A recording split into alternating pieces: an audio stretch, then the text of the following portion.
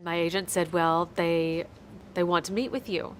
And I flew back to Los Angeles, and I was actually very late for my meeting. I was, running around and trying to find the M building and to meet with, Matthew Weiner.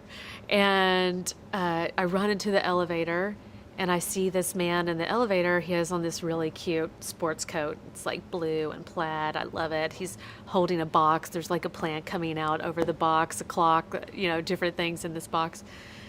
And I say to this man, as I, do, I talk to people in elevators or wherever and said, oh, I really love your blazer. And he was like, oh, thanks. He said, I really love your belt buckle. I said, oh, thank you. I had like my big J belt buckle on, gold J flashy belt buckle on at the time. And it was Matthew Weiner that I was speaking to in the elevator, who was also running late.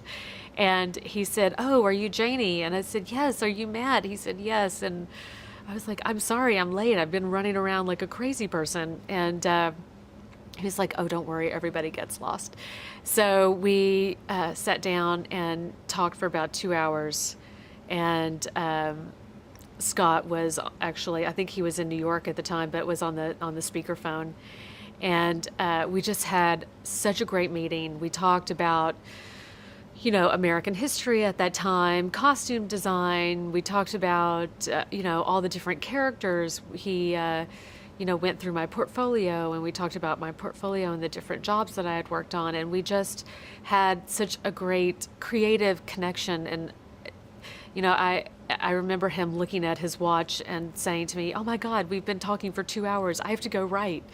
And the next day they called, and Scott called my agent and asked me if I wanted to design the show.